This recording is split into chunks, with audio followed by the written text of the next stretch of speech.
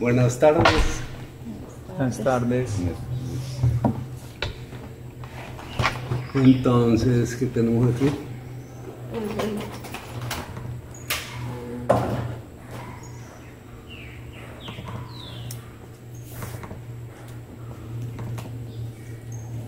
No trajimos hermanos. Pero por eso Para lo que se hicieron los magos. no me gustan los magos. La estructura del personaje. Bueno. Entonces, hablando, aquí tenemos a las tres personas que han tomado asesorías individuales, que son Luz, Vika y Cristian.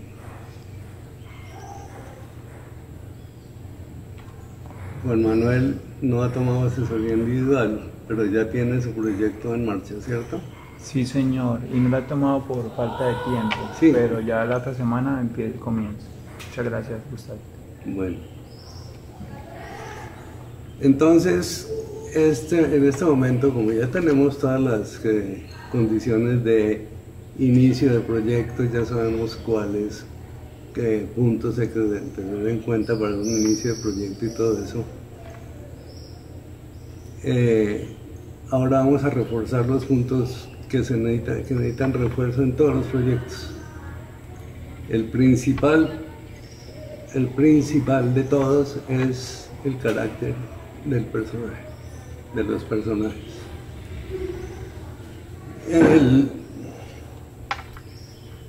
La escritura ha evolucionado desde su principio, que la escritura empezó solo centrándose en los hechos de las cosas. La escritura histórica, la escritura de los hechos más relevantes y la manera de ser de las personas poco tenía que ver en eso. Así empezó a escribirse la historia, con puros hechos. Pasó esto, pasó esto, pasó esto. Pero no hablaban de los personajes. Poco a poco los personajes fueron cogiendo impulso con la escritura hasta que llegara a, por ejemplo, a lo que hablábamos de la escritura conforme con el poema de Gilgamesh y empezaron a hacer las historias ya con personajes. Los sumerios fueron los primeros que hicieron eso con ese poema. La primera biblioteca que hubo en el mundo se llamó la del rey Asurbanipal en Nínive, que era la capital de Asiria, que estaba ahí en la Mesopotamia junto a Sumeria. Y esa fue la primera biblioteca que se hizo en el mundo, que empezó con la escritura cuneiforme hace no sé cuántos años, puede ser 3000.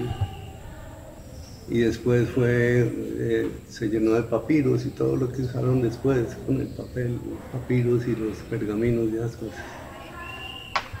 Cuando llegó la invasión de los asirios, de los babilonios y esa gente hacia los asirios, la toma de Nínive, incendiaron a la ciudad Nínive e incendiaron la biblioteca de Asurbanipal, que era la más importante del mundo en ese momento.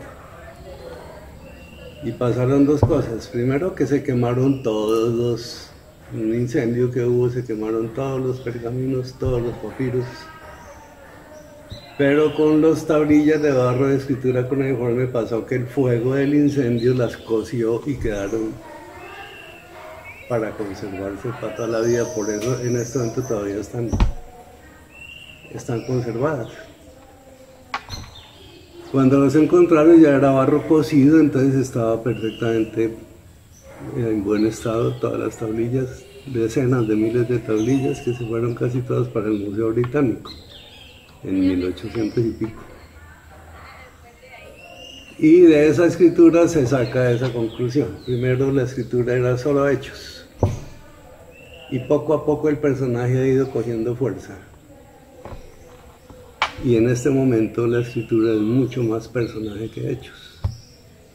En la escritura antigua, en la historia y eso, por ejemplo, vemos personajes como pues todos los personajes eran famosos por sus hechos. Coge uno un tipo como Alejandro el Grande, Alejandro Magno. ¿Qué era Alejandro Magno? Pues un conquistador que se fue desde Grecia hacia Oriente y conquistó todo medio mundo hasta llegar a las Indias, allá a conquistar también todo el Oriente, todo eso.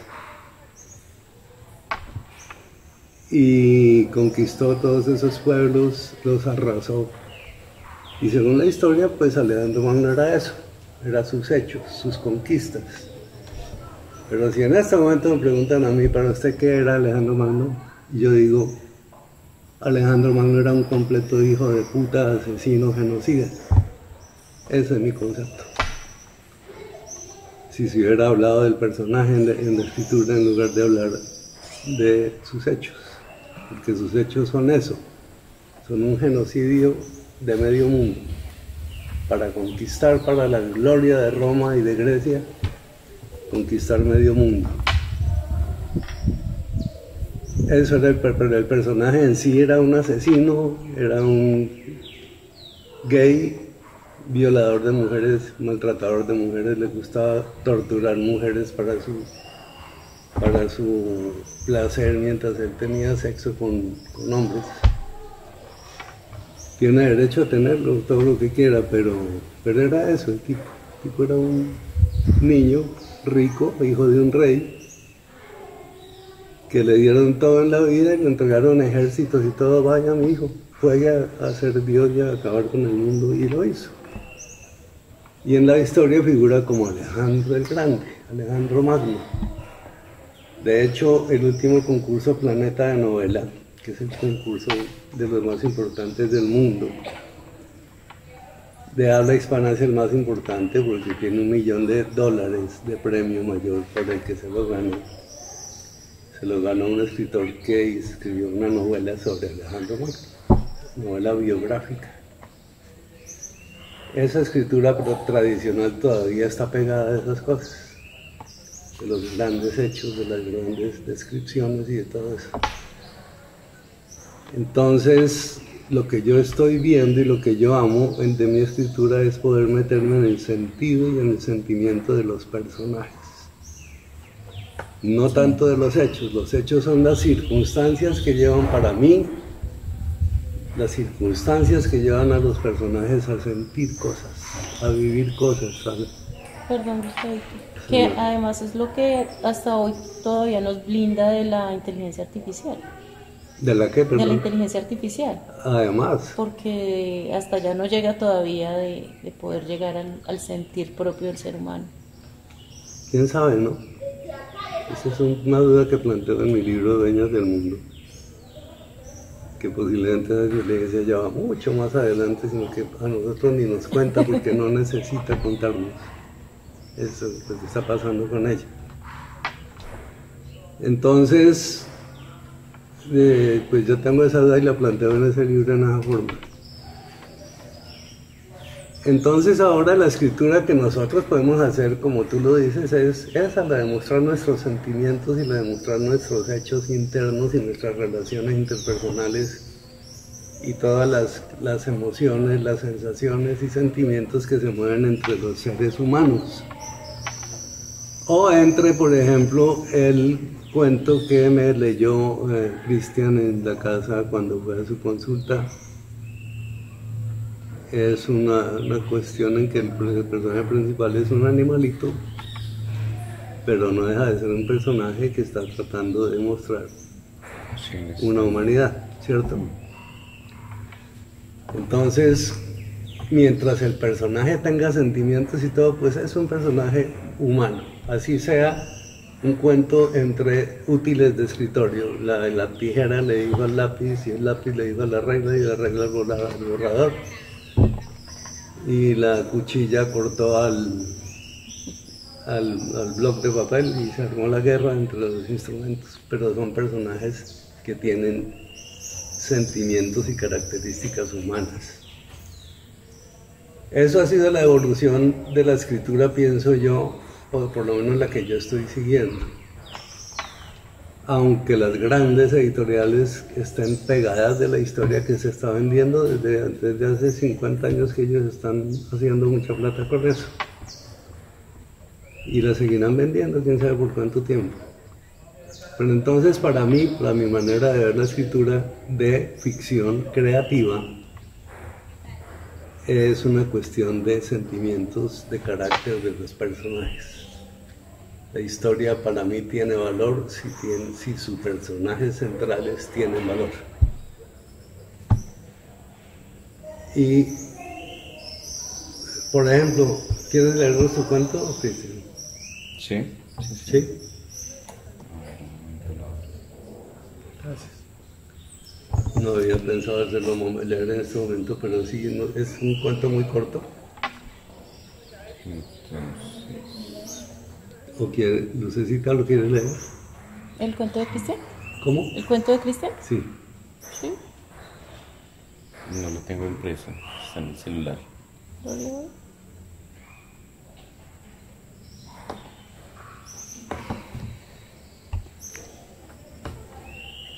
Entonces el proyecto de Cristian es muy lindo porque es un libro que, bueno, yo no tengo que explicar a él, un libro de cuentos. Es un libro de cuentos hablado desde como la perspectiva de un escritor que es también un personaje ficticio, que es un animal también, en este caso se llama la alpaca nocturna. Y él es el que cuenta las historias, entonces la idea es como crear desde él las diferentes historias, primero presentarlo a él y que él empiece como a narrar sus historias de ahí en adelante. Y esta es una de esas historias, todavía no he creado, no he hecho la introducción de él todavía. Vale, dice, Gracias. la muerte de Bernarda. Ese es el título. La muerte de Bernardo. En las frescas tardes, tras la última visión de la redondez rojiza del sol, Bernarda, una graciosa amiga de viscosidad particular, salía de su refugio ubicado debajo del rosal en el jardín frontal de la casucha habitada por una pareja de ancianos. Bernarda salía cada tarde una vez la gran bola roja dejaba de vigilar el cielo. De esta manera se aseguraba de que su viscosidad estuviese a salvo. Entonces era libre para salir y hartarse de cuanta hierba podía mordisquear. La vida de Bernarda transcurría así, resguardada de los rayos del sol hasta sentir que la frescura la acompañaba para su banquete de cada noche. Una mañana, una energía menos potente que la luz del sol sacudió la casucha. El jardín y el campo circundante, un alboroto de gran estruendo y tamaño se había formado, pues los simios bípedos que suelen habitar casuchas, pueblos y ciudades no resisten la idea de que uno de los suyos decida continuar su existencia en la perpetuidad del sueño y en razón de que el anciano que habitaba la casa había tomado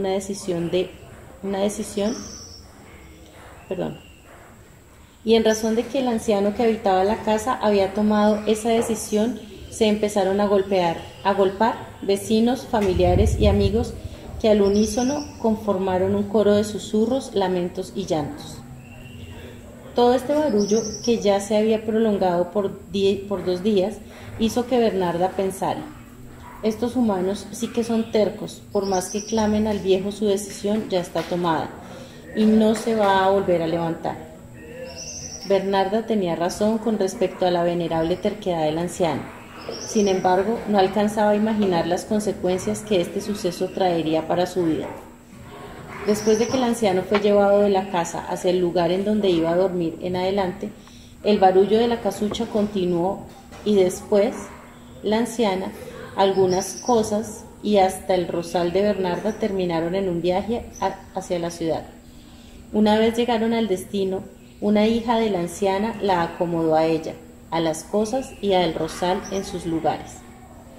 Llegada la primera noche, Bernarda salió de su escondite para buscar la cena, pero en vez de la vegetación habitual encontró un estéril suelo de hormigón y, en la distancia, una que otra planta de contenedores cilíndricos de las que tras un largo recorrido pudo comer, mas debido a la dificultad que le producía moverse por este entorno, tuvo el tiempo justo para alimentarse y esconderse de nuevo antes del amanecer. Al día siguiente, cuando la hija de la anciana observó la autopista de baba dejada por Bernarda y los mordiscos de las hojas, decidió declarar la guerra. Entonces, Bernarda, a la hora de salir, debía sortear trampas de sal e inventar nuevos caminos para alimentarse y volver a su hogar. Después de un tiempo de esquivar trampas, tomar caminos más largos y por tanto comer menos y estar cada vez más y más cansada, Bernarda decidió, al igual que un día lo había hecho el anciano, llevar su experiencia a la perpetuidad del sueño. Y aunque para ella no hubo un barullo sobrecogedor, con el pasar de los días el rosal sintió la ausencia de los desechos de Bernarda que lo abandonaban, le proveían de vigor y murió. Cuando la anciana vio el único recuerdo de su vida en la casucha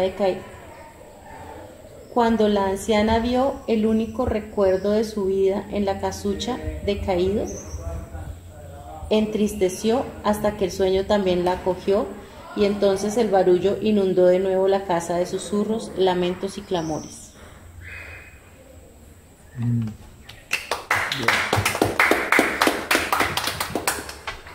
Entonces a mí me pareció un cuento muy hermoso, lleno de contenido y de sentido y todo eso, de buena intención y todo. Tiene muchos valores el cuento. Claro que para mí, como escritor de novela, pues yo me empiezo a imaginar primero el título, te sugiero que lo cambies porque estás anunciando el final en el título. Y cambiar el título a una cosa que no anuncie la muerte de verdad. Y entonces yo pues yo no me voy a meter para nada con tu cuento, me parece perfecto y tu libro tiene ese sentido lindo y está perfecto. Pero entonces yo con esta maña de meterle a la historia habría agrandado ese cuento a una novela, que se presta perfectamente, es la base de una novela, lleno de fortalezas en cada uno de los personajes, con mucho más personajes y todo eso. Y a eso vamos con lo que es este taller. Por supuesto que también cabe el cuento y cabrá el poema, como los que quiere hacer Daniela y todo eso.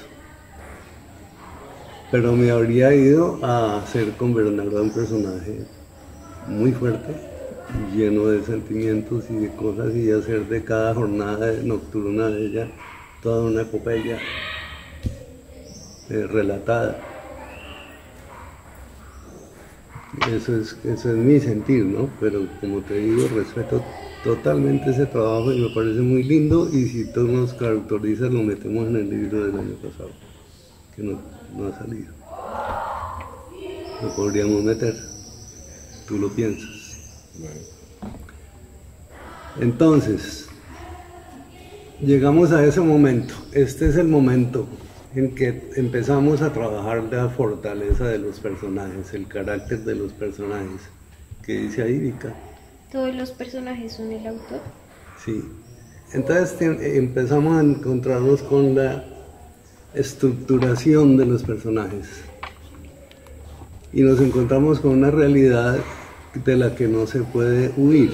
Nosotros los escritores creemos que estamos creando personajes nuevos, que son independientes, que hasta cierto punto lo son, pero no nos podemos despegar de la realidad, y es que todos los personajes obedecen al carácter del autor. Ninguna persona en el mundo es capaz de crear un personaje que no tenga en sus sentimientos y en sus memorias y en su inconsciente y en su subconsciente y en su consciente. El personaje que uno crea tiene que ser parte de sus memorias. Son las memorias con las que uno crea cada personaje. Entonces, todos los personajes que uno cree, los buenos, los malos, los que uno quiere, los que uno odia, todos tienen una parte de uno. Siendo uno consciente de eso, pues se puede tomar más libertades con el personaje, hacer con él lo que le dé la gana porque es una cosa propia. De eso ya hemos hablado, haciendo de cuenta que el escritor es Dios y crea las cosas como quiere crearlas. Pero ni siquiera Dios puede crear algo que él no tiene en la imaginación, y para tener la imaginación tiene que vivirlo, o si no, no lo puede crear. Así nos pasa a nosotros. Entonces, todos los personajes parten de la propia personalidad del autor, de ahí salen. Como ejemplo tomamos los demás personas, pero siempre viéndolas con el lente con el que nosotros vemos las cosas. Y llegamos a conclusiones básicas que nos sirven para la conformación de todos los personajes, como la realidad de que todos los seres humanos tenemos tres maneras de ser. Una es la forma como nosotros nos mostramos ante la gente. Otra forma es como la gente nos ve, que es totalmente diferente a la que nosotros mostramos. Y la otra es como realmente somos, que no es ni la una ni la otra. La realidad nuestra no la maneja ni el que nos conoce ni nosotros mismos. Entonces, partiendo de esa base de que cada personaje tiene tres formas de ser, ya le queda a uno más fácil empezar a situar a los personajes, a situarlos como en el libro La Ángela Negra, pongo el ejemplo porque ya lo conocemos, en que la Ángela, para evitarse una gran cantidad de trabajo, evitarle una cantidad de trabajo al escritor, llega y hace una selección de todo del universo del colegio donde entra a trabajar y la sitúa en tres estadios, ¿se acuerdan? Unos son los del montón, otros son los dañados y otros son los humanos. Y que a la hora de la verdad son estos mismos tres elementos, no puede haber otros. Habrá intermedios y todo, y femeninos y masculinos o lo que sea, pero esos tres básicos son inamovibles. Entonces, ahí ya queda la facilidad de estar manejando y manipulando los personajes con más facilidad por el autor. De esas tres maneras que dice ahí, Mica, pues son consciente, subconsciente e inconsciente. Sí. Y luego el respeto al carácter del personaje, sí, que se maneja solo. Entonces, sabe uno que se puede tomar esas tres cosas que son personajes. Uno, que es el que nosotros queremos mostrar, que es el que pertenece a nuestro consciente. Nosotros a conciencia nos queremos mostrar tal como somos, como queremos mostrarnos. Ejemplo, Gustavo Corredor, cuando tenía 25 años, pues era una persona que quería mostrarse muy elegante, muy peluqueado, peinado con secador y toda esa vaina, con vestido con diseñador, con paños ingleses, corbatas italianas, zapatos. Fui el primero en Colombia que mandó a hacer las botas Beatle. Y el ser fue evolucionando, cambiando su carácter, hasta llegar a ese momento en que mi diseñador se llama Don Ramón el del Chao, que utiliza tenis, blue jean, camiseta y un gorrito pescador. Ese es mi referente de la moda en este momento. Entonces, la información. Sí, ese es mi referente de la moda, y con esa moda tengo yo para todo. Ya no necesito nada más de esas estupideces que necesitaba hace 50 años. Entonces esa es la parte del personaje que vamos a estar viendo. El carácter del personaje lo creamos de una manera y el personaje va evolucionando hasta que encuentra otra manera. Ninguna historia, no acabé de decirlo, del inconsciente el consciente es cuando lo que uno quiere mostrar. El inconsciente es lo que los demás ven. El subconsciente es lo que los demás ven, que es en parte lo que uno muestra y en parte lo que ellos se imaginan, y es subconsciente para uno. Y el inconsciente, que es lo que uno no sabe ni ellos tampoco, que es la forma verdadera como es uno. Entonces, partiendo de esas tres cosas, uno puede hacer lo que manipular como le dé la gana a sus personajes, sabiendo el autor que va a manejar una de esas tres partes del ser, de la personalidad de su personaje. Y ahí, ¿cómo es? ¿Me dijiste? El respeto al carácter del personaje que se merece. Entonces ahí es cuando llega uno a la parte que hemos ya nombrado aquí varias veces con Lucecita y yo mismo, en que hemos admitido que llega un momento en que los personajes empiezan a tener una personalidad tan marcada y tan bien estructurada que uno los puede dejar sueltos, uno cree que los deja sueltos, y ellos ya le muestran a uno el camino. El personaje, incluso uno puede conversar con su personaje, el personaje va mostrando el camino que uno debe seguir. Ya no es el personaje el que sigue el camino del autor, sino el autor el que sigue el camino del personaje, pero siempre entendiendo que fue el autor el que creó el personaje, ¿cierto? Yo quisiera conversar mucho sobre este tema porque esa es la base de poder hacer una buena historia y un buen escrito. No en el caso del cuento, porque el cuento no tiene el cuento no tiene confrontaciones entre personalidades ni nada de eso, sino que es un relato de hechos. El cuento en general. Esa es la gran diferencia entre el cuento y la novela. El cuento es como los hechos, como los cuentos antiguos. El poema es igual, el poema se centra en un personaje, y no solo en uno, sino en un momento del personaje. Un poema es un momento del personaje. Un cuento son varios momentos del personaje, pero son momentos, son hechos. Y una novela ya es el personaje. Esa es la gran diferencia. Entonces aquí, como se trata de la escritura creativa de ficción, pues vamos a concentrarnos en esa cuestión de los personajes. Al llegar a... ¿qué sigue ahí? La evolución de la historia y de los personajes. El personaje bien creado y bien manejado, y la novela bien creada y bien manejada, incluso el cuento bien creado y bien manejado, implica una evolución de los personajes. Si durante el relato el personaje no cambia, el relato es un relato plano, que no tiene nada que ofrecer, es una cosa mediocre, plana, en la que no pasa nada. Lo mismo sucede pues con la historia. Si la historia no evoluciona, no cambia, no sorprende, no está sorprendiendo de vez en cuando al lector, pues es una historia que no ofrece nada.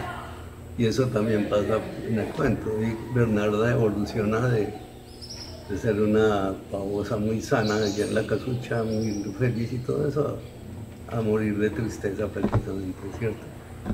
Esa es una evolución.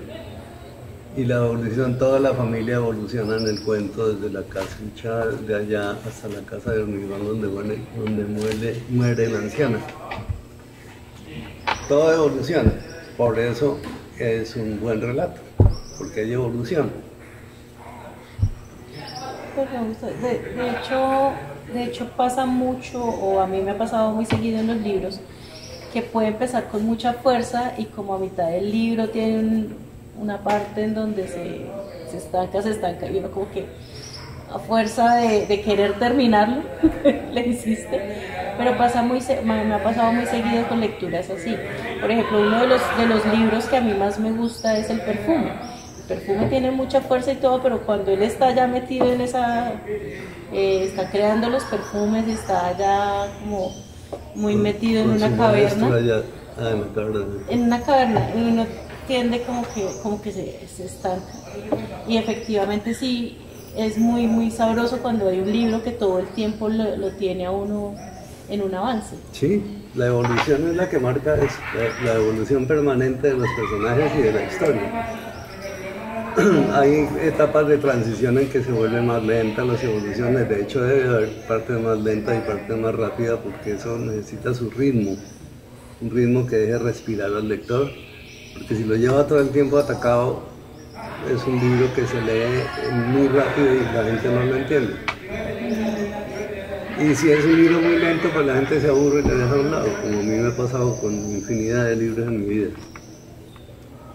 De hecho, comentaba yo a Vika que yo en los últimos, tal vez a ustedes se los dije, en los últimos 30 años yo no he leído 10 libros. Yo ya no leo desde hace 30 años, desde que empecé a tratar de escribir. Porque empecé a leer y ve que todo lo que leía ya lo había leído con otras palabras en otra parte. Todo ya lo había leído. Yo dejé de leer y me puse a escribir. Y en los últimos 30 años, de hecho, no he pasado de 10 libros. Uno de ellos es el de Luz Dari. Entonces, ¿qué pasa? Que para darle evolución a los personajes hay una cantidad de recursos. Y un recurso muy importante que quiero sacar de primero aquí en este taller es el del diálogo. El diálogo escrito. ¿Por qué lo saco de primero? Porque me he dado cuenta que a todo el mundo ese pedacito de la historia, de la escritura, le cuesta mucho trabajo. Les da mucho miedo el diálogo. Les cuesta mucho trabajo arrancar con diálogos. Pues mis libros en general son muy ricos en diálogos. Yo me siento muy seguro haciendo diálogos. El diálogo ayuda en el avance del libro, en mostrar el carácter del personaje. El diálogo adelanta acciones, el libro retrasa cosas, el diálogo hace evolucionar. El diálogo es un recurso supremamente importante porque es nada menos que la dramaturgia del libro, de la historia. Entonces yo quiero centrar la atención en el diálogo hoy, del carácter del personaje y la utilización del diálogo como herramienta para hacer evolucionar ese carácter. ¿Alguien de ustedes tiene algún comentario acerca de lo que piensa de los diálogos? Que veo que a nadie le gusta hacer eso. No. Pues, ibas a decir algo. No, tranquilo, sí. En el primer libro que yo escribí, para mí los diálogos eran súper complejos, eran muy difíciles porque me parece, sobre todo cuando uno está tratando de escribir o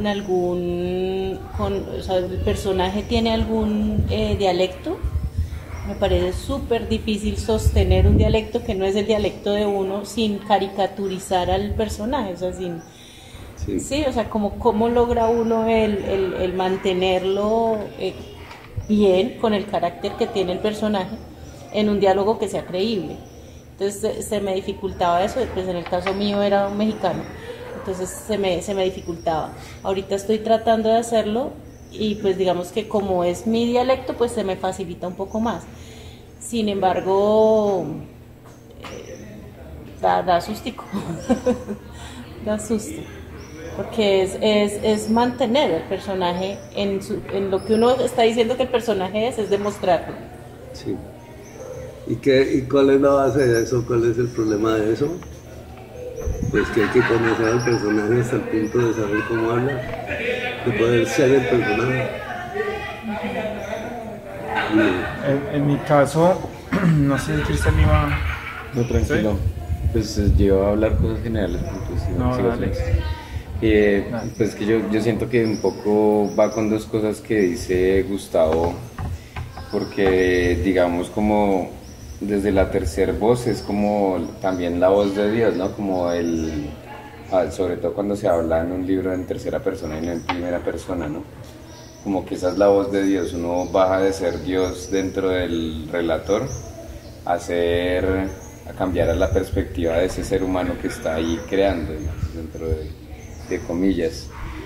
Y de pronto tiene que ver mucho también con lo que dice Gustavo y lo que dice Luz Dari, que pues uno está creando ese personaje a partir de lo que uno ha visto de otras personas, ¿no? Entonces la perspectiva de uno no es completa en el entendido de que uno está viendo solamente lo que la persona ve, lo que la persona quiere que uno vea de ella, por un lado, y lo que uno interpreta de esa cosa. Entonces, de por sí uno no sabe quién es. Apenas ve alguna cosa e interpreta otra, pero no sabe quién es, no está dentro del personaje, y esa es como la dificultad, aunque no sé, de todas maneras uno mismo como personaje ni siquiera sabe uno quién es uno. Entonces pues no hay de qué preocuparse, sino hay que experimentar, creo yo. Entonces es bien interesante e importante eso de los diálogos, y Virgesita lo ha dicho, la dificultad que le presenta en su primer libro. El libro era un diálogo, ¿cierto? Es un diálogo epistolar, porque era escrito por internet y esas cosas, pero no deja de ser un diálogo. Pero como era su propio personaje y esas cosas, pues, y ya era un diálogo que se había dado, pues estaba hecho. Aparentemente, pues, porque hacerlo, yo sé el trabajo que le debió costar. ¿Qué me ibas a decir, Juan Manuel? Sí, yo creo que es básicamente lo mismo. Sino que, como para resumirlo, de pronto es como ese subconsciente se apodera de ese inconsciente para sacarlo a la luz. Ahí es donde uno como que, bueno, ¿qué opina él, qué opina ella? Y cómo hace uno para que eso sea natural y no quede como muy artificial en el relato. Esa es la inquietud. Sí. Es que, por ejemplo, yo puedo decir, no, es como narrador, puedo estar diciendo, no, el tipo es un desgraciado, un tal por cual, y luego tengo que ponerme a hablar como el desgraciado tal por cual, o sea, y meterme en esa carne. Entonces ya no se siente uno tan chévere, ya no es tan fácil. Sí. Yo traje un diálogo de ejemplo, que les voy a proponer que lo oigamos. Que lo oigamos y que ustedes tomen nota sobre particularidades que encuentren en ese diálogo. ¿Sí? ¿Les parece? Y particularidades que ustedes piensen que van a tener que son cosas que van a tener que aprovechar para su escritura. No es solo decir, es que aquí dice tal cosa, que aquí dice tal otra, no. Es que esta partecita me parece que funciona para tal y tal, o por tal y tal cosa. Es un diálogo que está en mi libro Dueñas del Mundo. Es un diálogo entre 6 personas. Es todo un reto de escritura que cumplí, pienso que con éxito. Es un diálogo entre 6 personas que piensan distinto.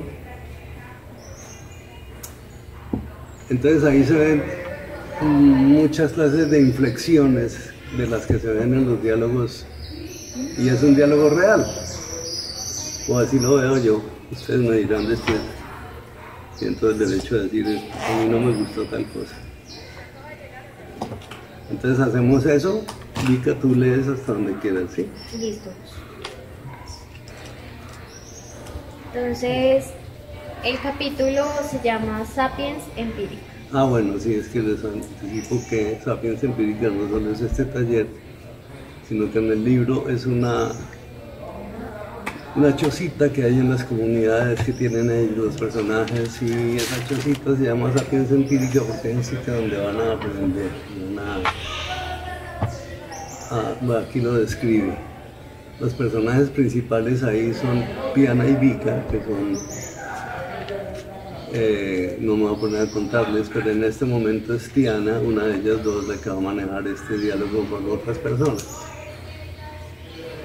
Y las personas que están ahí con ella son unos aprendices que están aprendiendo a vivir en comunidad ecológica y agropecuaria, porque es lo único que va a salvar a este mundo, es las pequeñas comunidades dedicadas a proteger la naturaleza y a vivir en armonía con ella.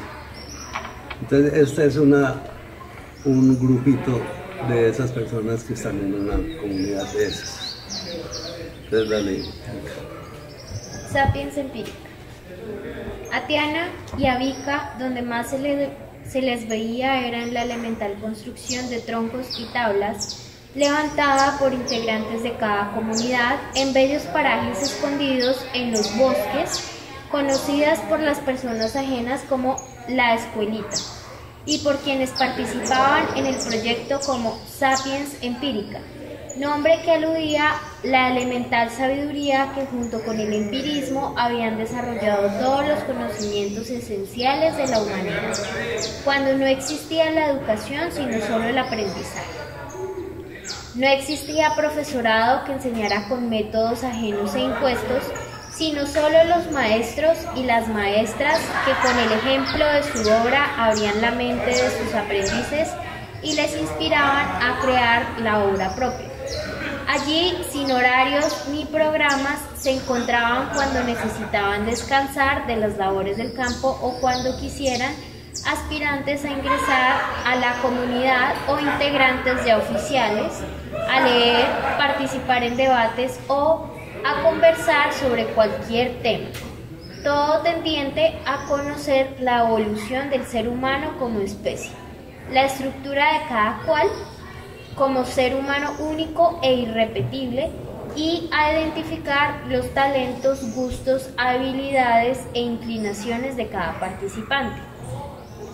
Como ejemplo de lo que en Sapiens Empírica se podría ver, vamos a entrar cualquier tarde a la de Akimisake. Akimisake es el nombre de una de las comunidades. Akimisake, después les cuento la historia de Akimisake, fue el último saque de los muiscas, que fue decapitado por los españoles. Después les cuento ese cuento, por eso se llama así esa comunidad, se llama Akimisake.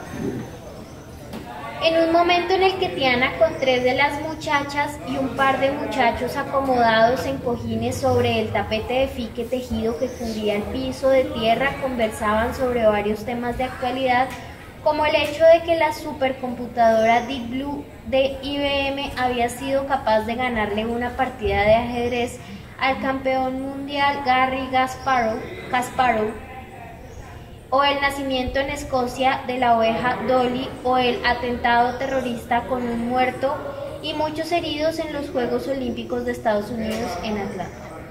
Eso figura así porque estamos en este momento en el año 92, creo, en el libro, y eso sucedió en el año 92. Esos 3 hechos sucedieron en una sola semana y ellos entraron a comentar esos 3 hechos. Eso se está sucediendo en ese año. Este mundo está loco, loco, dijo Trina, una hermosa campesina muy blanca de enormes ojos color café que parecía vivir bajo una gran mata de pelo castaño muy crespo y a sus 17 años era la mayor de todas las personas integrantes de las 2 comunidades. No importa para qué parte miremos, en todas hay noticias que ya ni sabemos si son buenas o malas. ¿Cómo que no sabe?, sonrió escéptico Daniel, un chico de 15 años con los ojos negros muy vivaces, el pelo muy liso y negro y la piel oscura de la descendencia muisca. Pues la del ataque en los Juegos Olímpicos es muy mala, pero la de la computadora esa y la de la oveja son buenas. Son descubrimientos de la ciencia y avances de la tecnología. Pues yo estoy de acuerdo con Trina, dijo Clemencia, otra campesina de 15 años, también indígena, pero no muisca, sino con la piel cobriza y la altiva belleza de las guayú de la Guajira.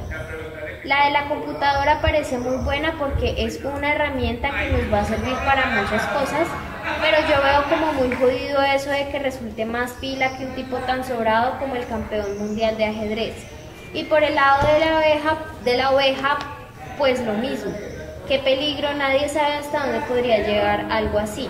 Perdón, la oveja Dolly fue el primer ser vivo clonado que hubo en el planeta, criado como un clon. Lo traigo por si no se acordaban de eso. O de pronto es bueno, sonrió Clemencia pícara. ¿Qué tal que les dé por coger a los tipos como Daniel y los cambien por unos clones menos mamones? Las 6 bocas soltaron la risa. Pues sí, dijo terminando de reír Juliana, otra campesinita muy bella de 13 años, la más joven de los dos grupos, que dominaba con su voz fuerte y nítida una mirada que, según el estado de ánimo, se paseaba entre el castaño claro, el gris y el verde. A todos se le puede sacar el chiste y en este país somos especiales para eso. Pero cuando hay otra noticia como la que dieron anoche de esa señora en Medellín que, desesperada porque el marido se quería ir con otra, lo envenenó a él y a los dos hijitos y después ella se tiró por una ventana desde el cuarto piso para matarse, pero tan de malas que no se murió, sino que se quebró hasta el culo y de pronto queda parapléjica. A cosas como esas sí no creo que se le puedan sacar chistes. Pues claro que no, replicó Daniel muy serio. ¿Cómo es posible que haya una persona tan mala, tan dañada, que pueda matar a sus propios niños? Yo creo que para esas cosas sí debía existir en este país la pena de muerte. No, tampoco, respondió Clemencia. La tal pena de muerte es una salvajada que no ha servido para acabar con la maldad en ninguna parte. Además, esa señora, como todo el mundo, tiene derecho a que se le haga un juicio justo en el que de pronto se demuestra que no es ninguna criminal bien podrida, sino que, por ejemplo, estuvo bajo una presión tan berrionda que se le corrió la teja. Yo creo lo mismo, dijo Trina. Claro que a la señora hay que encerrarla porque no se puede dejar por ahí que se vuelva a chiflar y resulte cometiendo más crímenes. Pero es distinto si la castigan en una cárcel bien horrible que si la llevan a un psiquiátrico a darle tratamiento. No, pues, dijo muy irónico Daniel. Perdón. No, pues, dijo muy irónico Daniel. Pobrecita la señora. Eso de una es mejor que le den unas pastillas para los nervios, la perdonen y la manden a descansar a su casa. Todos soltaron la risa. El único que se quedó pensativo fue Jairo, un muchacho de 14 años, bajito y algo obeso, de pelo castaño claro y ojos azules, hijo de una señora que se ganaba la vida vendiendo tamales en Huasca. ¿Su merced qué piensa de eso?, le preguntó Jairo a Tiana. O sea, por ejemplo, ¿su merced sería capaz de perdonar a una persona que ha hecho algo como lo que hizo esa señora? Yo no perdonaría a esa señora ni perdonaría a nadie por nada de lo que haga, contestó Tiana muy segura. Las tres muchachas y los dos muchachos se quedaron como desconcertados mirando a Tiana. Es que yo no creo en el perdón, explicó Tiana. El perdón tiene muchas caras y podemos verlas desde la primera, la elemental, que es desde donde debemos empezar a mirar todas las cosas para entenderlas. ¿Alguien de ustedes me puede decir de dónde sale el perdón o cuál es la causa del perdón? Los 5 pares de ojos se cruzaron las miradas a ver quién se decidía a contestar. Pues nace de la comprensión de una persona que le da a otra la oportunidad de enmendar algún daño que haya hecho, dijo Trina. Eso puede ser, anotó Clemencia, pero antes de esa comprensión yo creo que debe estar el arrepentimiento de la persona que ha hecho el daño. Como quien dice, el perdón no viene de la comprensión ni del arrepentimiento, sino de que el que haya hecho el daño reconozca que tiene la culpa. O sea, el perdón viene de la culpa, no del arrepentimiento ni de la comprensión, concluyó triunfal Juliana.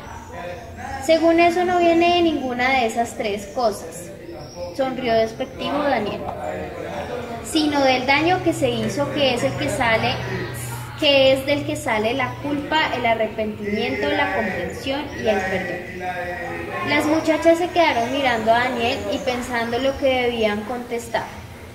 ¿Y su merced qué piensa de eso?, le preguntó Jairo a Tiana. Yo pienso que el perdón no viene de nada de eso, contestó tranquila Tiana. Cuando digo que yo no perdonaría a esa señora ni nadie, lo digo porque para perdonar a alguien primero hay que condenarlo como culpable e imponerle un castigo, porque lo que se perdona no es el daño ni la culpa, esas cosas ya quedan ahí y nadie las puede borrar, son como el cristal roto o el tiempo perdido, cosas que no se pueden deshacer. Lo único que se podría perdonar sería el castigo, y yo no condenaría a nadie a ningún castigo porque para eso primero tendrían que juzgarme. Y yo no creo que tenga derecho de juzgar a nadie, como nadie debería tener derecho de juzgarme a mí. Pero si nadie tiene derecho a juzgar a nadie, preguntó Daniel, ¿dónde queda la justicia y las leyes? La justicia y las leyes, el castigo y el perdón quedan junto con otras mentiras como el patriotismo, el heroísmo y la santidad, acabando de cagarse en la sociedad enferma que vive fuera de Akimisaki. Pero no entiendo, habló con duda Tri. ¿Cómo así que el perdón ahora resultó que es malo? Claro que lo es, aseguró Tiana. Suena muy noble y bonito como un acto de magnánima humanidad, pero no es otra cosa que un chantaje diseñado para manipular mentes a las que primero se les ha cargado una culpa. Los manipuladores llegaron al extremo de hacer creer que todos los humanos nacían con pecado, por lo que tendrían que ceñirse a unas leyes que le permitieran ganarse el perdón antes de morir. Así como ese, todos los perdones dependen de un pago que beneficia al que lo otorga. Sí, eso es cierto, aceptó Clemencia. Pero si aquí en Akimisaki no vamos a tener leyes, ni justicia, ni castigos, ni perdones, ¿cómo putas vamos a mantener el orden? En medio de risas, Tiana respondió, ya teníamos claro que aquí no hay una ley aquí no hay sino una ley y es el respeto. El respeto por nosotros mismos, por los demás, por lo que hacemos y por el lugar donde lo hacemos. Aquí no necesitamos educar a nuestra infancia para obedecer leyes, sino de formarla con el ejemplo para que entienda el valor del respeto. La cosa es simple y es que solo existen dos maneras para que alguien que se haya ganado el derecho a quedarse aquí vaya en contra de esa ley. Una es que lo haga sin intención y la otra con intención. Si la falta al respeto fue sin intención, bastará con que la persona responsable se disculpe ante quien o quienes hayan sido ofendidos, y si la falta resulta en un daño o perjuicio, la persona responsable deberá reparar o compensar el daño a satisfacción de las personas perjudicadas. ¿Hasta ahí está claro? Las 5 cabezas asintieron. Y para las faltas con intención, continuó Tiana, primero debemos tener en cuenta que ustedes o cualquier otra persona que entre a formar parte de nuestra comunidad lo hará porque de muchas formas y durante mucho tiempo ha demostrado que es persona apta para pertenecer a ella. Y si, aún así, ya siendo integrante en propiedad, comete con intención una falta que ofenda o perjudique a alguien o algo de aquí o fuera de aquí, tendrá que irse de aquí, eso es todo. ¿Y quién va a tener la autoridad para decidir que esa persona debe irse? Le preguntó Juliana a Tiana. ¿Vas a ser tú o Ludovica? Ninguna de las dos, sonrió Tiana. Esa es otra ventaja de las comunidades pequeñas, donde las decisiones importantes se pueden tomar entre todas las personas que las integran. No como en los países donde un pinche juez o alcalde o presidente, senador, militar o cualquier otro que, así como de pronto resulta honesto, también puede ser que casi siempre un trepador corrupto que decide sobre la suerte de millones. Hay una partecita por ahí que no me suena, anotó escéptico Daniel. ¿Cómo así que el que haga un daño con intención se puede ir sin ningún castigo? Eso sería como darle a la señora asesina la pastilla para los nervios y mandarla para la casa. Todas lo miraron con cara de aburridas. Créeme, Daniel, sonrió Tiana. Esa señora estaría mejor en una cárcel horrible que por fuera. En la cárcel se sentiría segura y creería que de alguna manera estaría pagando su culpa. En cambio, por fuera lo único que tendría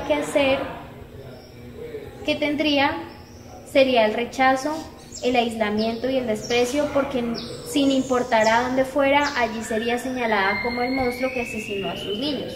Su único descanso, la verdad, sería el suicidio.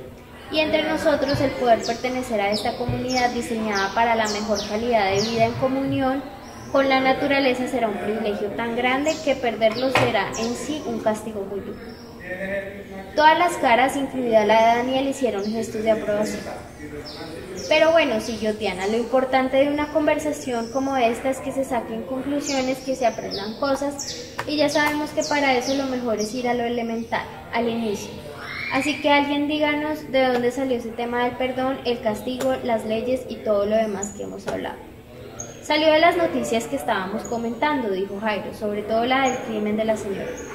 Correcto, asintió Tiana. ¿Y de dónde salió ese crimen o qué creen ustedes que lo causó? Pues fue porque el esposo la iba a dejar, ¿no? Dijo Jairo. Claro, confirmó Clemencia. Pero no fue solo por el hecho de dejarla, sino el dolor de la señora por la traición al hogar y a los hijos. Eso y los celos, añadió Trina. El pensar en que mientras ella se quedaba sola, el tipo se iba a estar revolcando con la otra. Además el miedo, siguió Juliana, el susto de no ser capaz de afrontar el futuro sola. Todo eso es cierto, sonrió despectivo Daniel, pero yo creo que lo que la volvió más loca fue la envidia de saber que otra mujer iba a recibir todo lo que antes era para ella. Los 10 ojos miraron a Tiana en espera de su comentario. Ella, plena de amor que le inspiraba la confianza que recibía y consciente de la responsabilidad que asumía al saber que lo que ella dijera se convertiría en derrotero para la vida de estos seres humanos, o sea, lo mismo que debería pensar cualquier persona que se atreva a influir en otras, sonrió tranquila y les habló. Todas las cosas que ustedes han dicho son verdad, pero no son el problema que originó el crimen que cometió la señora, sino son síntomas, consecuencias del verdadero problema, que no es otro que el hecho de que una persona pueda creer que es la dueña de otra, que crea que pueda controlar los instintos, los sentimientos, los deseos o la imaginación de otra persona. En momentos de enamoramiento, las personas que no son muy conscientes de su propio yo se dicen cosas que a otras igual de inconscientes les suenan muy lindas, pero que si se toman en serio se pueden volver promesas muy peligrosas, como soy tuyo o eres mío. El colmo de esto, por supuesto, se da en la ceremonia religiosa, donde la gente contesta que sí a una pregunta tan loca como ¿prometen amarse, respetarse y ser fieles hasta que la muerte los separe? Claro que hay parejas que lo logran, muchas de ellas sacrificando su bienestar y realización personal, pero hay otras que sí alcanzan una vida de unión sana y constructiva hasta que la muerte los separa, pero eso no pasa porque estén cumpliendo la promesa, sino porque de pura suerte resultaron ser tan compatibles que a base de amor, comprensión, entrega y otras cosas lograron estructurar entre ellos un vínculo capaz de eso. Lograron o se encontraron el equilibrio de su universo. Pero ya sabemos que a la gran mayoría no le pasa eso. Esa mayoría o permanece engañándose, mintiéndose y aparentándose lo que no es, o se separan casi siempre en medio de conflictos, resentimientos y cuando quedan hijos, haciéndolos víctimas de sus debilidades y frustraciones. Por fortuna, las uniones religiosas son cada vez menos, pero se están realizando las de contratos civiles o las de uniones libres bajo la misma condición de pertenencia, bajo la misma mentira, bajo la misma falta de madurez. ¿Alguien de ustedes sabe qué es la madurez? Se cruzaron miradas de duda. Juliana contestó: pues la madurez es la capacidad para manejar la vida que se va aprendiendo con la experiencia de los años, ¿o no? A veces es así, aceptó Tiana, pero la mayoría de las veces no. La madurez es algo muy simple que se puede entender y adquirir desde la infancia, como también, y de hecho casi siempre es así, la gente la ve tan complicada que puede morir de vieja, con miles de experiencias acumuladas sin haberla alcanzado. Y es que la madurez se define como una sentencia muy sencilla, muy fácil de entender para las mentes limpias y abiertas a aprender, pero muy difícil para las mentes que creen que ya lo saben todo. ¿Y cuál es la sentencia?, preguntaron al tiempo Clemencia y Trina, se miraron y rieron. Eres una persona madura cuando no necesitas que te digan mentiras, respondió Tiana. Los 10 ojos se abrieron mirando a Tiana y esperando la ampliación de la respuesta. Este concepto funciona igual que para todos los aspectos de la vida, siguió ella. Pero como estamos hablando del caso de la señora asesina, pues lo vamos a ver desde allí. Ella necesitaba vivir en la mentira de la fidelidad, y cuando se enteró de que para su marido eso no existía, se volvió loca. Si ella desde niña hubiera sabido que la fidelidad no existe, no hubiera necesitado la mentira de que su marido era fiel y no habría pasado nada. Eso no me suena, observó Daniel. Puede que la fidelidad sea difícil o escasa, pero no creo que no exista. No existe, Daniel, insistió Diana. Lo que pasa es que es un concepto mal interpretado y para entenderlo tenemos que analizarlo desde lo elemental, desde el origen, que no es otro que nuestra naturaleza animal, en la que no existe la fidelidad sino la lealtad. ¿Y cuál es la diferencia? Fácil. La esencia elemental de la fidelidad consiste en no buscar un orgasmo con otra persona. Eso es fidelidad y no significa más que ponerle límites a nuestro sentido del sexo. Igual que si limitáramos los colores que podemos ver o los sonidos que podemos oír, los sabores que podemos degustar o las texturas que podemos tocar. ¿Tiene eso algún sentido? En cambio, la lealtad es querer, respetar y valorar a otra persona incluso por encima de nuestro propio bienestar. Como los animales que sin tener ni idea sobre la tal fidelidad son capaces de sacrificar hasta su propia vida por proteger a sus parejas, a sus crías, a sus territorios y a sus manadas o cualquiera que sea la clase de agrupación en la que vivan. Eso es lealtad, las personas deben estar juntas mientras se sientan bien juntas y si no se meten con otras personas será porque no sienten el impulso de hacerlo, no porque una promesa o un contrato o cualquier clase de presión las obligue, es decir, sin necesidad de mentiras como lo hacen los animales o como lo hacían nuestros ancestros del Paleolítico y como lo estamos haciendo en nuestra comunidad, donde nadie le pertenece ni le debe promesas a nadie, donde los... ¿Vamos a ver? Sí. ¿Sí? Pues quedan 3 páginas. ¿Siguen o qué dicen? Sí, como quieras. 3 páginas. Sí, poquito. Son chiquitos. Sí, sí. Ya, sí, termina, dale, gracias. Sí. Donde los orgasmos de alguien no le pertenecen sino a ese alguien, como los sabores que desgusta o los colores que ve, donde nadie tiene nada que ocultarle a nadie, donde cada bebé que nazca será como parido por todas, responsabilidad de todos y todas, y que a la edad de 6 años ya lo sabrá todo sobre el sexo como sobre los demás sentidos. Sabrá que es el sentido más importante porque es el que garantiza la supervivencia de la especie. Sabrá cuidar sus genitales como cuida sus ojos, sabrá que no existe en la vida una decisión más delicada que la de traer otra vida al mundo y sabrá disfrutar de su sexualidad de manera plena y sin riesgos con una sola pareja si logra esa compatibilidad o con las que le nazca si no, con la madurez que no necesita mentiras. ¿Eso está quedando claro? Las 5 cabezas cruzaron miradas, luego miraron a Tiana y asintieron. Vamos a hacer una pequeña prueba de madurez, dijo contenta Tiana. Les voy a hacer una pregunta. ¿Hay entre ustedes alguien que todavía no haya sentido un orgasmo? Todas las miradas se cruzaron con curiosidad, pero nadie dijo nada. Juliana siguió. Tiana, tú tienes 13 años. Eres la más joven de aquí. ¿No quieres contar cómo has sentido tus orgasmos? Pues sonrió pícara Juliana. Me he masturbado. O sea que eres virgen o ya has roto tu himen, preguntó Tiana. No, todavía soy virgen, me contestó Juliana algo orgullosa. Me he cuidado mucho de no hacerme daño. Eso está muy bien, sonrió Tiana. ¿Y cómo aprendiste a cuidarte? Juliana lo pensó un par de segundos y luego miró a Trina y a Clemencia. Ellas dos se miraron, sonrieron y Trina habló. Nosotras le enseñamos. Hace como 3 meses es que empezó a hacernos una cantidad de preguntas y nosotras se las contestamos. Así como tú hace más de 1 año nos habías contestado a nosotras. Entonces ella nos insistió en que quería saber cómo se hacía, continuó Clemencia, y nosotras le enseñamos a tocarse y le ayudamos a sentir hasta que llegó a su orgasmo. Fue muy lindo, casi se nos desbarata. Las 6 bocas, sobre todo la de Juliana, soltaron la risa. Después Tiana siguió hablando.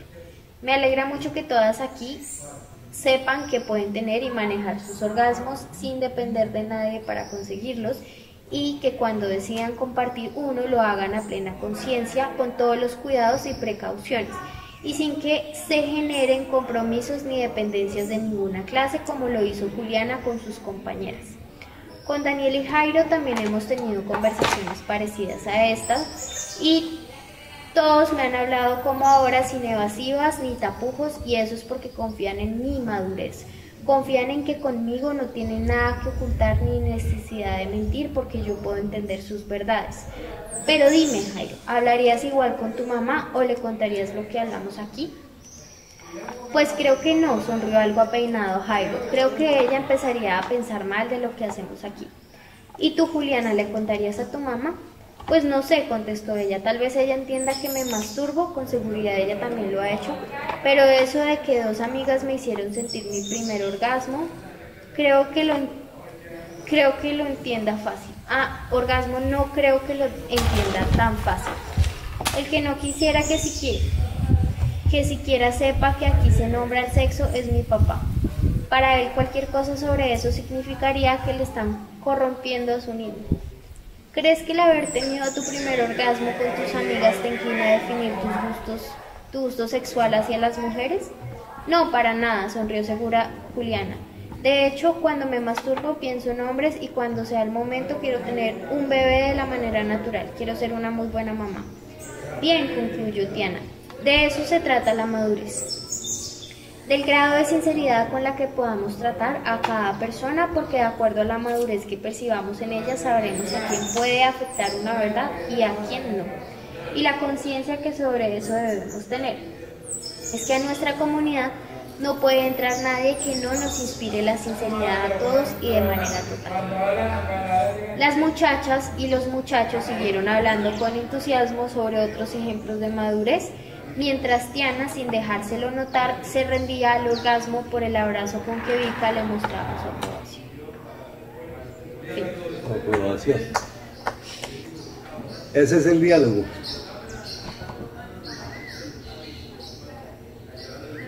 ¿Algún comentario? Pues digamos ahí, dentro de la conversación,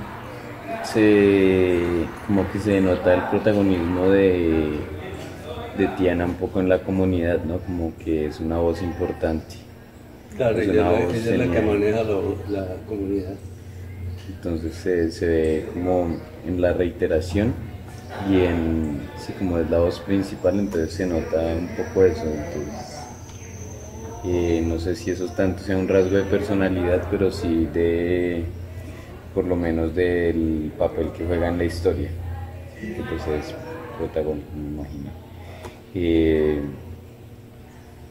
No sé, pues, un lado eso no tengo otra anotación por el momento. A mí me parece interesante cómo se coloca en el papel de la mujer para poder afrontar esas tres posiciones que tienen ellas del orgasmo, sí, entonces es muy retador. O sea, ¿cómo percibe cada una de ellas? ¿Cómo el autor se coloca? Sí, señor. En el papel de la mujer. Sí. Precisamente es como lo más interesante para poder generar un diálogo fluido. Correcto. Eso hay que hacerlo en el papel de quien sea, de la mujer o del asesino o del sacerdote o del pastor o del presidente o de quien sea. Hay que meterse en el cuento, hay que meterse en el personaje y serlo. No hay otra forma. Total, leerlo, ¿cuánto tiempo nos llevó? 26 minutos. 26 minutos. Leerlo nos llevó 26 minutos. Hacerlo, conformarlo, pensarlo, vivirlo, pues me llevó 30 años. Quieres aprender todo. Quieres aprender todo lo que quiero reflejar ahí. Yo tengo es lo que muestra Tiana. ¿Ah? Yo tengo 3 anotaciones. Una es que en ese diálogo que estaba leyendo Vika, pues vi que es una posibilidad también para incluir información de los personajes, no solamente el diálogo. Por ejemplo, uno que recuerdo es fulanito que tenía no sé qué estatura y no sé cómo era, empezó a hablar dentro del diálogo. Entonces era alguien que no teníamos, o no tenía yo conocimiento quién era, y dentro del diálogo no solamente está el diálogo, sino que se están introduciendo otros elementos también. Sí, el diálogo exige las descripciones para que la gente se pueda ubicar.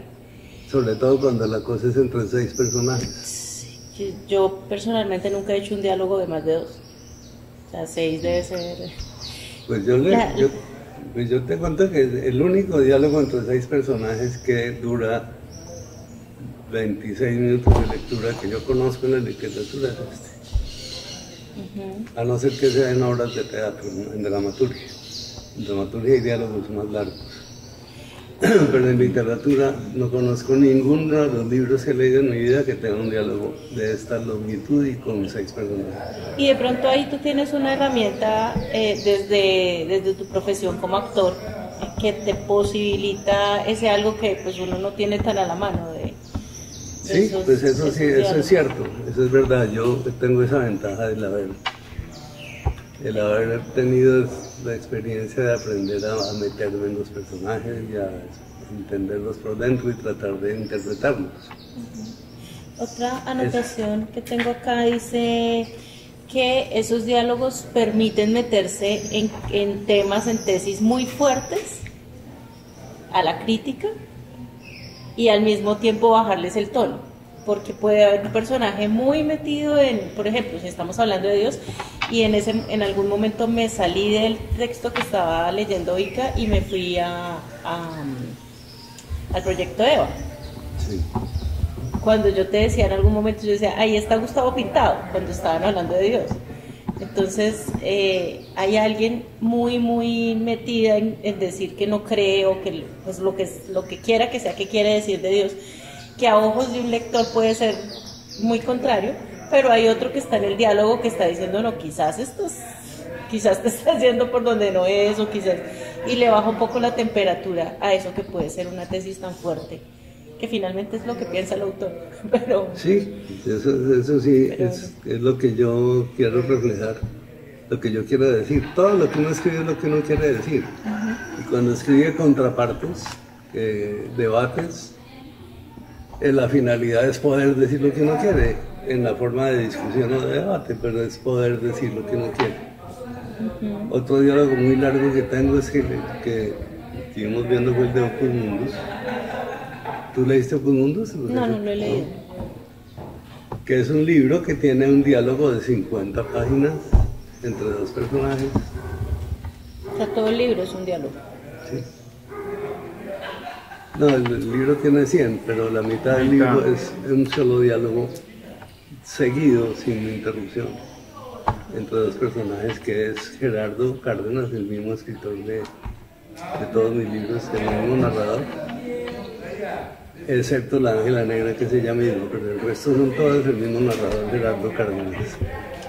Bueno, y la última anotación que hice es que en la medida que uno aprenda a manejar esa herramienta, pues digamos, yo en lo personal tengo dificultades o sea, como que siempre que voy a hacer un diálogo, tiendo a decir, Cristian dijo, Juan Manuel respondió, ¿sí? Pero al leer el diálogo, los diálogos que tú planteas, digamos que ahí se enriquece mucho desde el poder ir más allá a lo que está sintiendo el personaje en el momento del diálogo. Y ahí pues obviamente se hace más fluida la lectura y le da más pistas al autor de lo que está pasando más allá de las palabras que están cruzando ese par de personajes. Exacto, el diálogo es una herramienta para todo, para el avance de la historia, para el planteamiento de inquietudes para el resto de la historia, para solucionar problemas que vienen de atrás, plantear los que se forman. Un diálogo puede estar arreglando un conflicto o puede estar creando un conflicto. Es importantísimo en la evolución de la historia, el diálogo. Y entonces lo que yo quiero pedirles es esa atención a esa herramienta, que es importantísima y que si aprende la gente a usarla, pues ha recorrido un enorme camino que le cuesta mucho trabajo a mucha gente. El camino de los diálogos, que es una herramienta espectacular para eso. ¿Qué tal si les propongo un ejercicio cortico porque ya queda media hora? ¿Sí? Sí, señor. Gracias. Un diálogo entre 3 personas, las que ustedes quieran. Un diálogo entre 3 personas en la que, aunque sea una, tenga un cambio. Cambie de idea, o cambie su manera, o cambie su genio, o cambie alguna evolución. Un diálogo entre tres personas, las que ustedes quieran, pueden ser tres palomitas, tres babosas, o pueden ser tres mujeres, o tres hombres, o dos hombres y una mujer, el que ustedes quieran, y no importa la longitud, puede ser un diálogo muy corto, pero en el que veamos una evolución, o de los tres personajes, o de dos, o de aunque sea de uno, pero que haya un cambio, una evolución. Con el hecho de que un personaje evolucione en sus pensamientos o posiciones, ahí ya evoluciona la historia. ¿Está claro el ejercicio? Sí, señor. ¿Sí? Sí. Sí, para mí sí. Hagámosle. Gracias. ¿Y por qué no le gusta escribir en el papel? En el papel. No traje esfero, no es que no me gusta. Tenía que abrir la esfera. Pero me lo devuélvete, Juan Manuel, no me lo devuelves. Ay. Con nombre propio y todo. Sí. Me gusta escribir en el papel. Ajustémonos. Listo. Pues aquí hay uno. Sí, ¿verdad? ¿Dónde será el baño? Sí, allá hacia la entrada hay dos baños, uno de mujeres y otro de hombre, antes de la recepción hasta allá.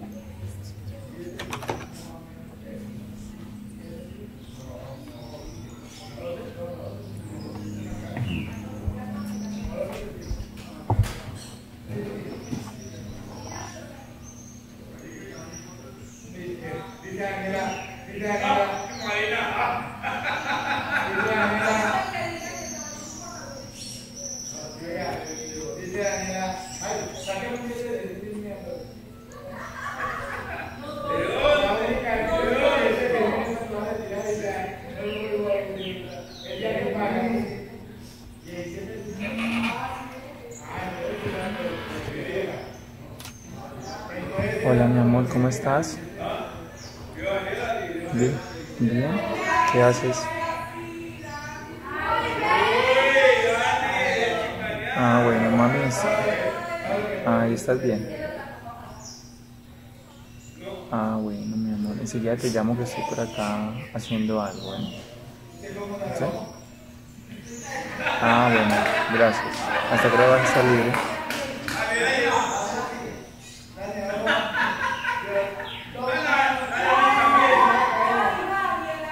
Bueno, mamá, pues un abrazo. Chao. Feliz tarde. Gracias, chao.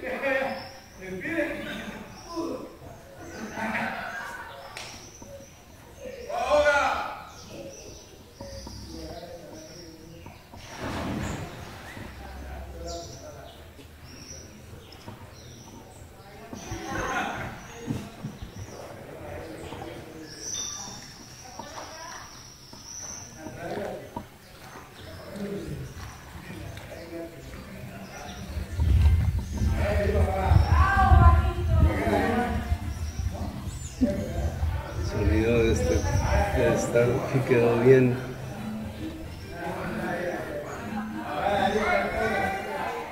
Pues si eso llegan ellos.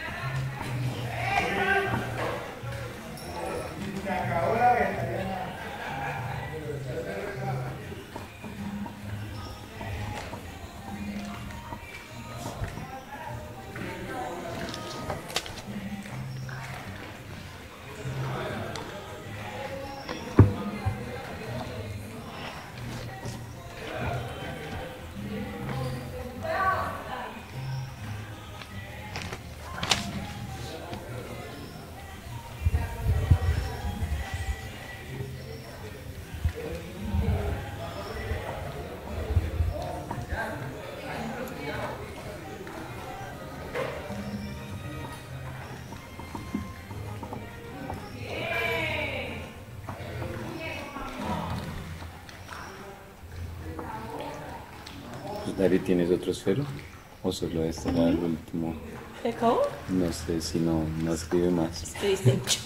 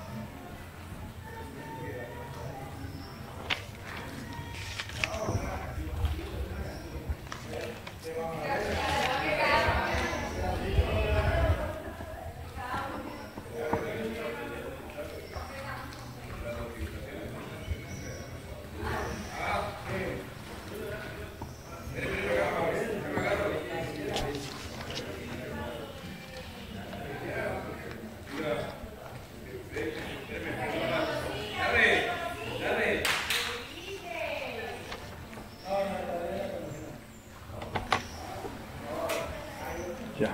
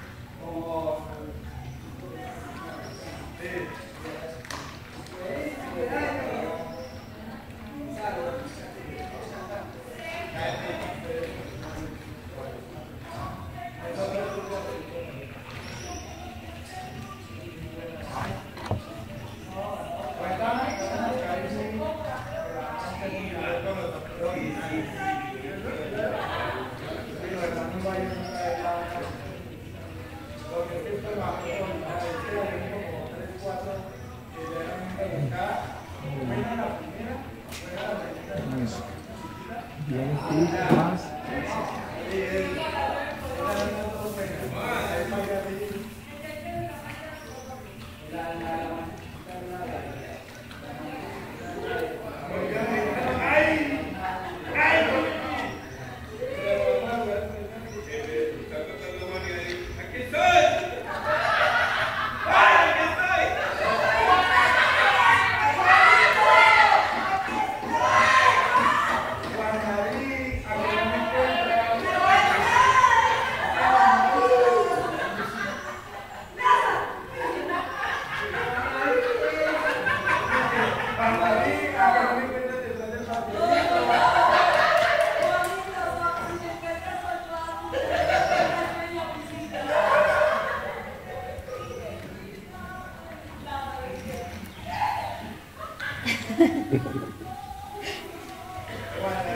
¿Cómo se llama la novela?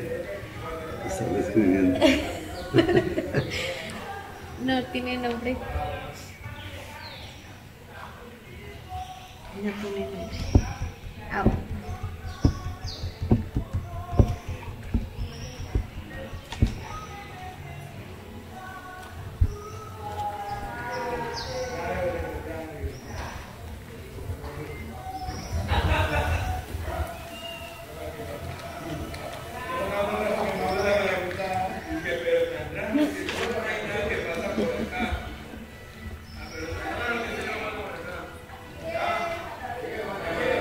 Esta lucecita. Creo. Sí.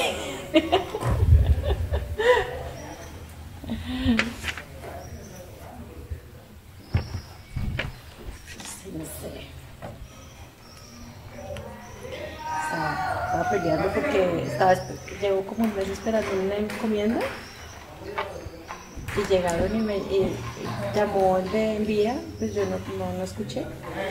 Cuando me di cuenta cuando llamé, y me dice, ah sí, yo la llamé pero no contestó, la vecina me dijo que la dejara ahí en la puerta, yo dejó el paquete en la calle, de chévere. ¿Lo dejo ahí? Lo dejó en la calle. Y llamé a la vecina que fuera a recogérmelo. Sí, ahí lo había dejado en la puerta, en la calle. Y ahí estaba. Pues sí, pero... No, ¿qué tal? Sí, no. Puras vainas estaba ahí, pues.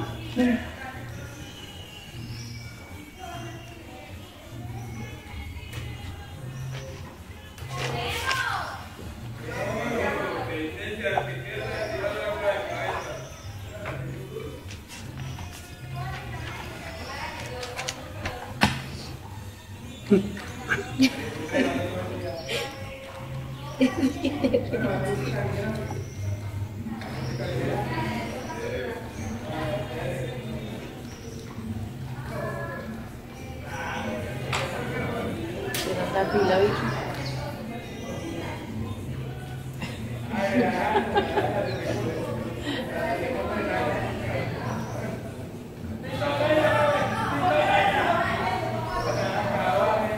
Bueno, voy a contar que Machete en eso original.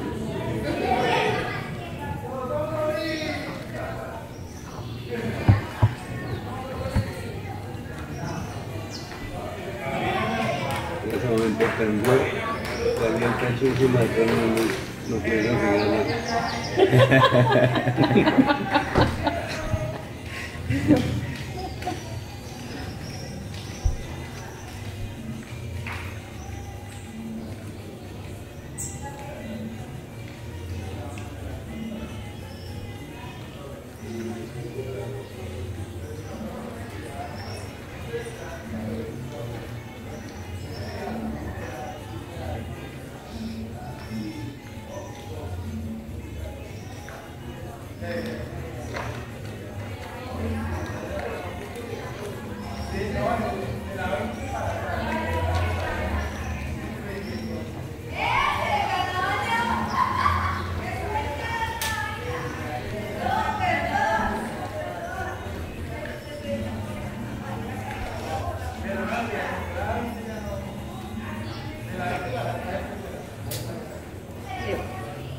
¿Listo? Bueno.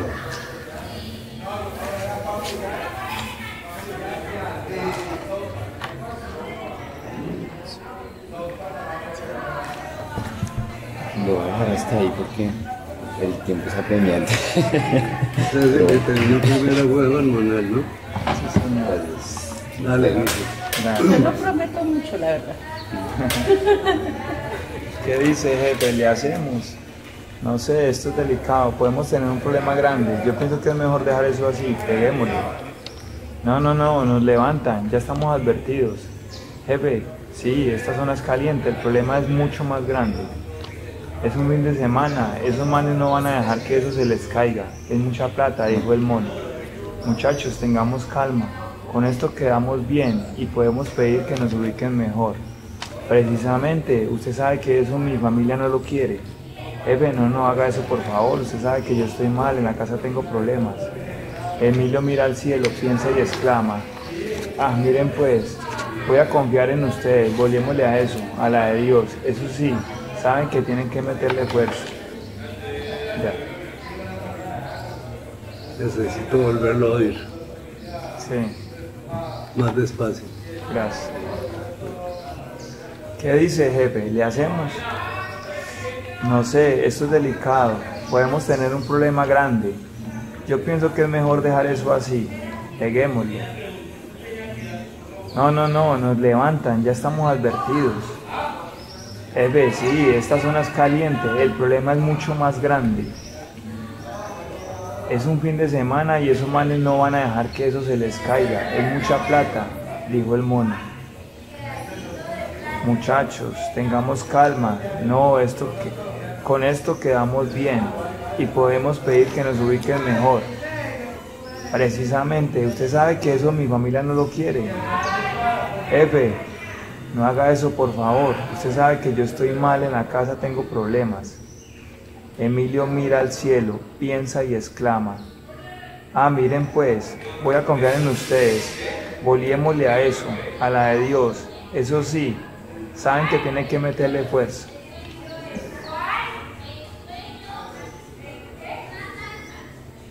Bueno, ¿cuál es el personaje que evoluciona ahí?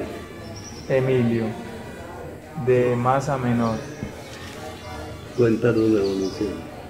La evolución es que él estaba pensando en no seguir a los otros dos compañeros, que le proponían que hicieran algo que él no quería, a lo que él se oponía. Y en ese ir y pensar, un compañero lo disuade, que es el que dice que tiene los problemas en la casa.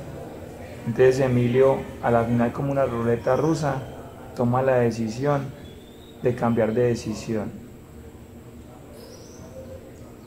Toma sí. Ahí falta un poco la identificación de los personajes, ¿no? Sí, señor. Que se enredan un poquito. Porque sí, la identificación en los diálogos para saber cuál es el que está hablando, hay un momento en que se confunden. Tú ya los conoces, no sé el problema, pero para el que está oyendo, ¿alguien tiene una observación para Manuel? Sí, yo siento que eso, o sea, como que no se sabe quién está hablando, entonces podría ser como Emilio, dice, el jefe responde. Sí. A mí se me dificultó encontrar al tercero. Sí. O sea, tengo claro que es un jefe y un subalterno, pero el tercero se me dificultó. Sí, yo sentía lo mismo que dice Luz Dari, como que es claro Emilio, porque se opone, y el jefe que está exigiendo que hagan eso, pero el tercero sí está como ahí mezclado entre los otros dos. Pues también es que el ejercicio es muy corto. El tercero y podían no ser dos. Yo le puse ahí el mono. El mono. El mono. Por eso el otro decía jefe y el otro no decía su nombre. O sea, el otro era como Sí, casi un par. esto se puede hacer cuando hay un antecedente y la gente ya conoce la historia, o conoce a los personajes, entonces se puede obviar muchas, pero para una cosa tan que esta es la historia, Sí, señor. debe ir más especificadito. Pero pues está bien, el ejercicio está hecho. Gracias. Además que no es tan sencillo en poquito tiempo armar. Tan pocas líneas. Sí, no, es que es difícil. Estamos en un círculo de profesionales. ¿Quién les sigue? Necesita terminar el segundo. A ver. Iván entró en el salón sonriente, con la euforia que lo caracterizaba. Agarró a Sara por la cintura y le robó un beso en los labios. Sara, retirando su rostro con rapidez, lo saludó cortante. Hola, Iván. Hola, amor, respondió él sorprendido. Sara prosiguió con su cara apretada. ¿Qué tal el día? ¿Bien? Y siguió en su oficio. Sí, bien, ya terminé todas las tareas. ¿Te pasa algo?, dijo Iván, a quien se le había borrado la sonrisa de la cara. No, nada. ¿Qué me va a pasar acaso?, replicó Sara, volteándose y entrando a su cuarto. Horacio, que se encontraba sentado leyendo la prensa, sonrió y dirigiéndose a Iván susurró. Yo de usted la dejaba quieta. Anda como un tití y nadie sabe ni por qué. Cuídese mejor porque va y lo muerde. Iván, con paso firme y decidido, se dirigió a la habitación. Sara, que lo esperaba con los hombros tensos y las palabras listas para iniciar una tercera guerra mundial.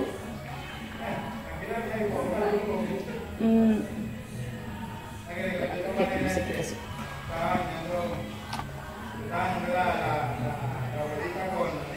Iván, con paso firme y decidido, se dirigió a la habitación. Sara lo esperaba con los hombros tensos y las palabras listas para iniciar una tercera guerra mundial.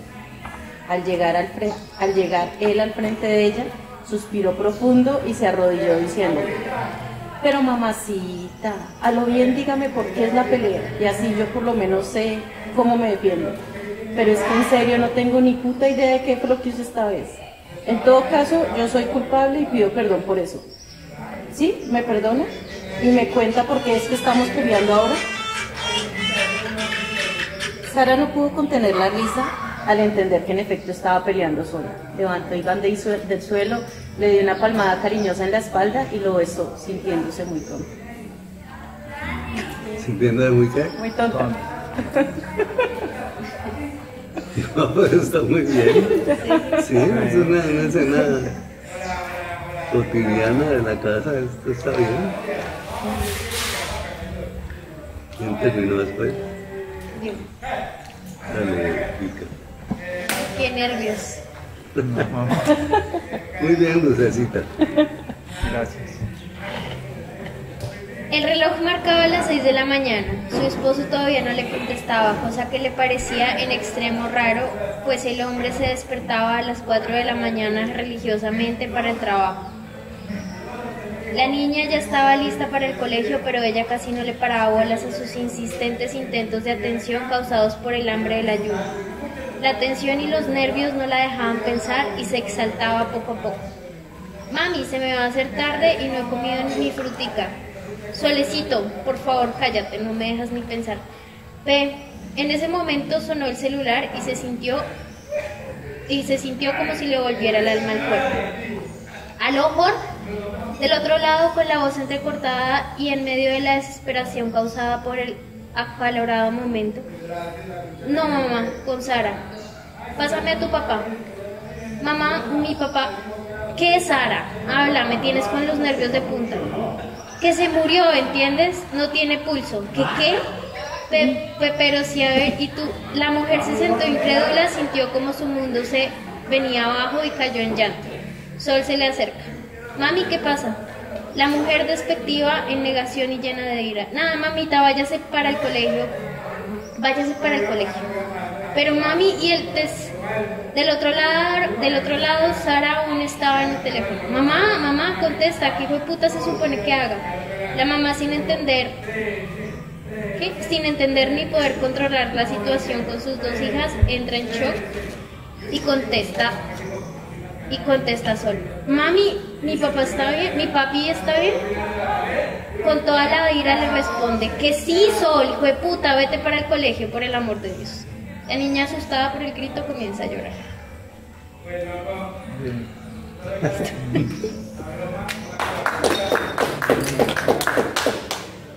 Muy bien, Mica. Chévere. ¿Alguna observación para Vika?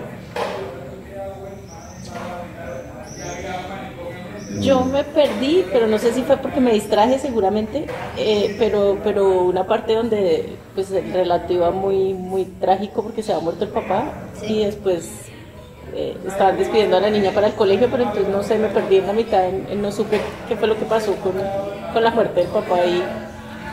¿La evolución fue de qué a qué? Sí, es que pues yo entendí como dos conversaciones paralelas, ¿no? Que la mamá estaba con una niña presencialmente y con la otra en el teléfono, ¿cierto? Sí. La que estaba en el teléfono como que sabía que el papá le había pasado algo al papá. Sí. Pero la otra niña, la mamá como que la estaba engañando y le estaba diciendo que no, nada, tranquila, váyase para el colegio y ella misma estaba como tratando de digerir la situación porque todavía no sabía qué hacer. Pero creo que si no veo la transformación igual está como en lo que yo entendí también, momento. pero te pregunto cuál es la evolución.